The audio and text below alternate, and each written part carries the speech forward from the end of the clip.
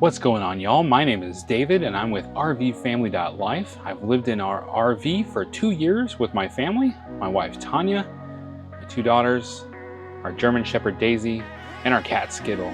And this is our adventure while we stayed at the Thousand Trails Chesapeake Bay. We really like this park and we hope that you like it too.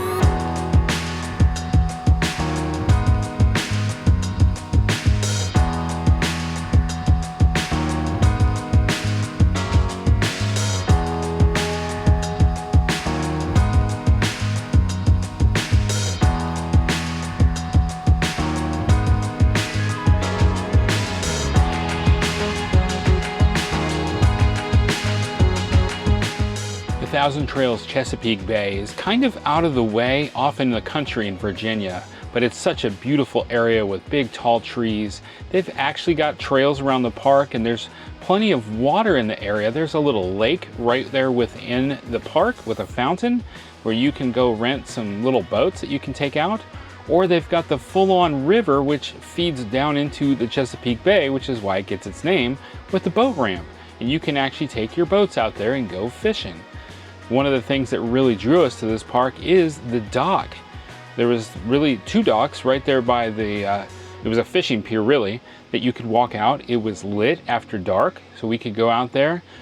Tanya and I, as well as the girls, we all like to walk out on this dock. I love to go out there, and I know you're probably not supposed to on-chain your dog, but I would on-chain Daisy right at the pier and just let her run out to the pier, and we just make sure she never leaves the pier. She stays out there with us and has a little free range to run around. But that really, I think, made us love this park even more, was being able to go out there on that fishing pier and just look at the beautiful water, the trees. There was one morning too where it was really foggy. That was a little bit ominous. But this park was just amazing. They have the traditional Thousand Trails massive clubhouse, or whatever word that they use for it. It's a huge place where you've got indoor and outdoor meeting rooms, tables that you can hang out and do stuff, play games, puzzles. It's usually something for the kids to play with in there. And there's an indoor hot tub in the back of this building. Now this hot tub was hot. This hot tub was clean. This hot tub could not make the bubbles. Must find bubbles. Take me to your bubbles. Bubbles, make the bubbles. Come on. Come on, Bubbles. Oh, this is letting me down. This room looks so good. Is it hot? Is it hot? Oh, I made an effort to try to get the bubbles working. I talked with staff to try to find out what happened to the bubbles. Unfortunately, apparently they've replaced the parts multiple times, and every time they do, whatever makes the bubbles seems to burn out and break. And then they're like, well, we don't have anything more in the budget this year to buy another one, so it's gonna have to wait till next year. It didn't stop us from going and hanging out and enjoying it though. We went in there a couple of times because it's still a hot tub, and it's well lit in there. The lights work under the water. That's always a joy. And we made some new friends while we were there. There is bath houses that are actually connected to the hot tub, but you obviously can't use those after, I think it was 10 o'clock when they locked up the hot tub area. But there were several other bath houses. I believe there was 3 separate bath houses, and a lot of them were getting renovated and looked really nice inside. Fortunately, one of them had a push button. I'm not a big fan of push buttons in showers, but at least this one didn't have a timeout when it turned off. You could start it almost immediately, and it didn't hurt your hand trying to find the button. It made a little bit more sense to have the push button. Overall, the showers were pretty good. A lot of handhelds, which is always handy. Handy.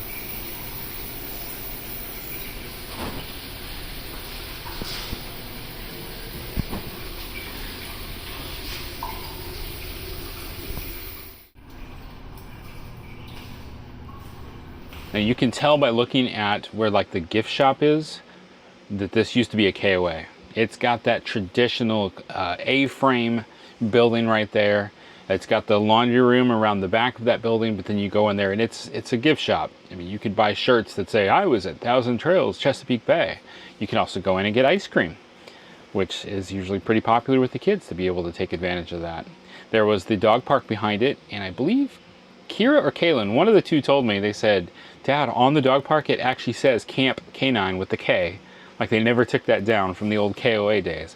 I don't know when this transitioned from a KOA to 1,000 Trails, because the big huge clubhouse that's a 1,000 Trails thing. That doesn't look brand new. That's been there for a while. So I don't know when this transitioned. I would love to know more of the history. They got basketball, they've got volleyball out in the grass, there's horseshoes over there, nice mini golf course, plenty of pickleball courts, which those pickleball courts were getting used quite a bit. That was nice to see. There was a TV room that was like in the clubhouse, about in the middle area. They've got cabins here. Now, not all the sites are 50 amp, but they're in process of getting them all upgraded. We could actually see the new posts that were being installed. They just weren't ready yet. They were missing some parts that they needed to finish the project to get all the sites upgraded. I would say maybe 1 year to 2 years. Right now is 2023. I would think by 2025 this park's going to be all 50 amp, and that will be really nice. This is a big park. This park is so big, when you go over to the lake or pond with the fountain in it and you look on the other side, it looks like there's a completely other RV park on the other side of the water, until you realize there's a road that goes around, and that's just another section of this park. It was a real pleasure to be able to get out and walk Daisy at this park because there was so much to explore and see. One of my favorite things to do was go explore around their cabins. They had the cabins built into like this peninsula within the lake, with all the big trees in between them and little trails going everywhere. It felt like a state park, and I love state parks. That's probably what added to this park being one of our favorites. We really enjoyed it there. If it wasn't for the remoteness, that kind of was the downside. Anytime somebody wanted to go to Walmart or go somewhere, it was a bit of a drive. I think there was a Food Lion maybe 7 or 8 miles away, was about the closest. But that's not too bad. Even going to the Walmart was about 11 miles away. Now, we were in this area because for work reasons, I needed to be near Norfolk, which was quite a bit of a drive, but at least it put me in a position where I'm staying at 1,000 Trails, not paying a bunch of extra money, and I could still make that drive and take care of business that I need to for my day job.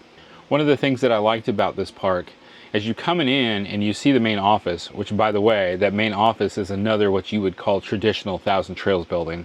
When you see it, you'll be like, I've seen a lot of those buildings at 1,000 Trails, which was where you can pick up your packages that they don't charge you $5 for.